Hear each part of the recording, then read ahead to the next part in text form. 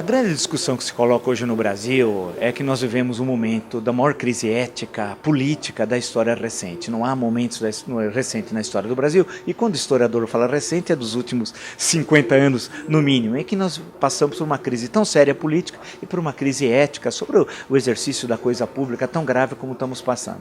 E nesse momento muitos se arvoram em oposição.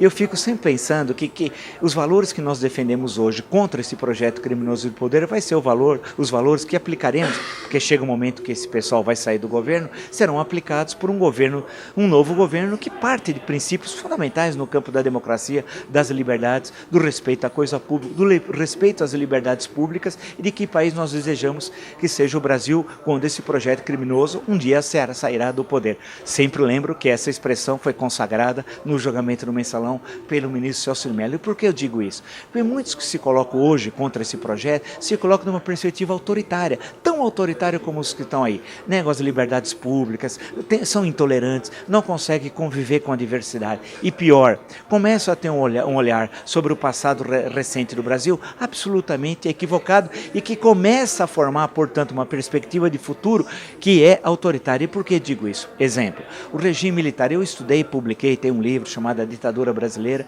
e a Democracia Golpeada à Esquerda e à Direita, e que mostra como que a democracia sempre foi atacada no Brasil por uma perspectiva de direita antidemocrática, por uma perspectiva de esquerda também antidemocrática. Isso aparece agora. O regime militar cometeu barbaridades no campo da violação dos direitos humanos e temos de falar isso a todo momento, porque isso é uma nódoa na história política brasileira. Por outro lado, grupos de luta armada agiam também de forma bárbara, mataram muita gente inocente. Não significa que por causa disso que eles deveriam ter sido tratados quando foram presos daquela forma, mas não podemos transformar a luta armada em um instrumento para a conquista da democracia brasileira. Isso é uma balela. O que eu estou querendo dizer é que naqueles momentos, naqueles cerca de 20 anos do regime militar, nós tivemos uma leitura à direita e à esquerda que no fundo eram antidemocráticas. E por que eu lembro desses fatos agora? Muitos estão dizendo assim, puxa, durante o período do regime militar era um momento tranquilo, a gente não tinha liberdade, mas tinha ordem e tal, tinha crescimento econômico. Não é verdade. A gente nunca troca a liberdade por uma ordem. Dessa forma, nós vamos dizer que durante a Alemanha nazista também era absolutamente tranquilo. A criminalidade diminuiu quase a zero e tínhamos os campos de concentração, né? Durante a Rússia stalinista também tinha tranquilidade na Rússia e tinha os campos de trabalhos forçados. Portanto, não é essa a questão. Nós não podemos trocar uma coisa por outra. E também vale lembrar que durante o regime militar nós tínhamos inúmeros atos de corrupção. A diferença é que eles eram noticiados e também não eram apurados pela justiça, tendo em vista que o poder judiciário era controlado efetivamente pelo poder executivo.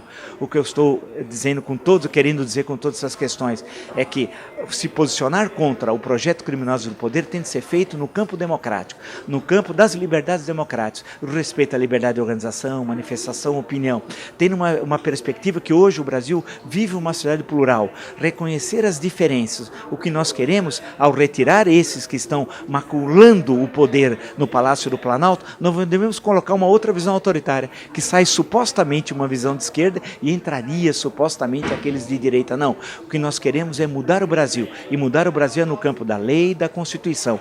Quem não gosta da lei e da Constituição são os que estão no governo hoje e são aqueles que governaram entre 1964 e 1985, que violaram a lei a todo momento. Nós defendemos a perspectiva da democracia. Mudança sim, mas no campo das liberdades democráticas, a defesa da pluralidade. E é dessa forma que nós vamos construir um novo Brasil.